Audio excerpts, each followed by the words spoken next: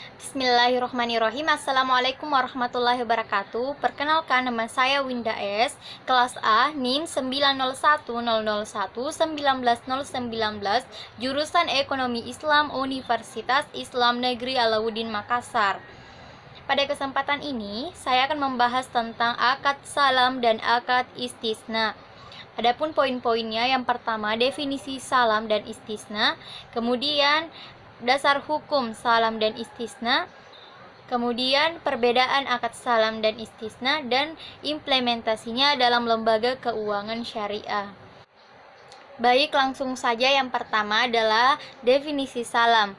Jadi, salam merupakan jual beli dengan sistem pesanan, di mana pembayarannya itu di muka, sedangkan barangnya diserahkan di waktu kemudian.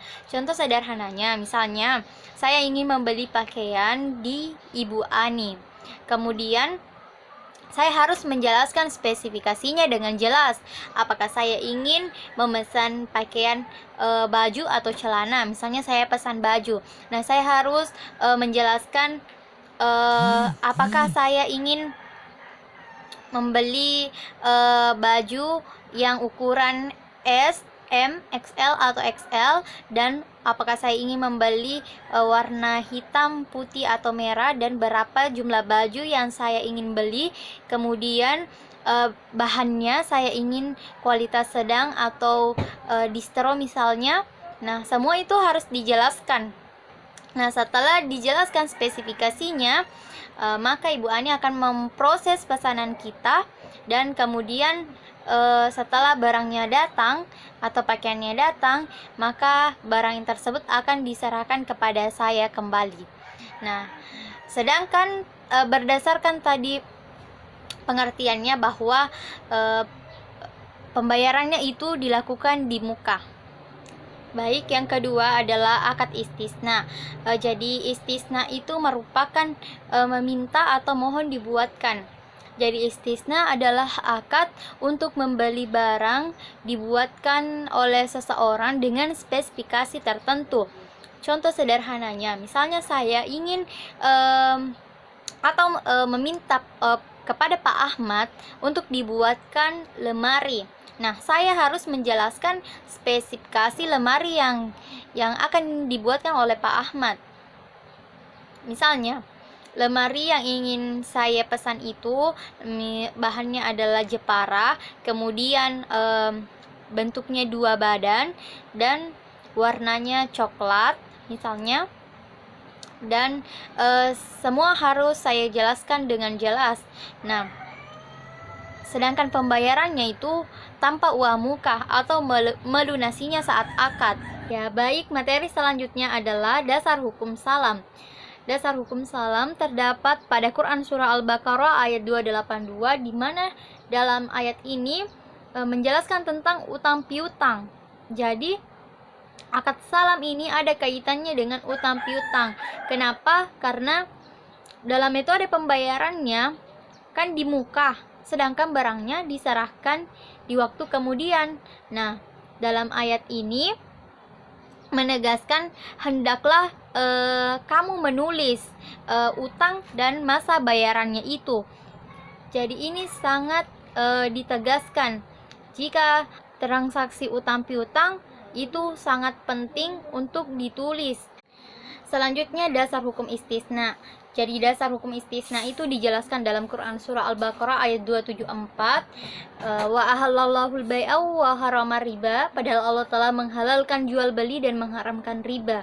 Dan pada kaidah umum fikih juga dijelaskan bahwa pada dasarnya semua bentuk muamalah itu dibolehkan, boleh dilakukan, kecuali ada dalil yang mengharamkannya. Selanjutnya, perbedaan akad salam dan akad istisna. Jadi perbedaan yang paling mencolok adalah metode penyelesaian pembayarannya, di mana akad salam ini dibayar saat kontrak, sedangkan akad istisna bisa dibayar saat kontrak, bisa diangsur, bisa juga di kemudian hari.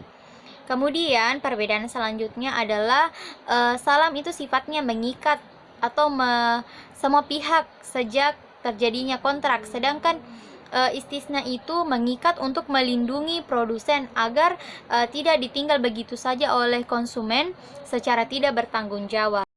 Perbedaan selanjutnya yaitu akad salam itu barangnya harus jelas spesifikasinya, tidak boleh dari buatan manusia atau mesin.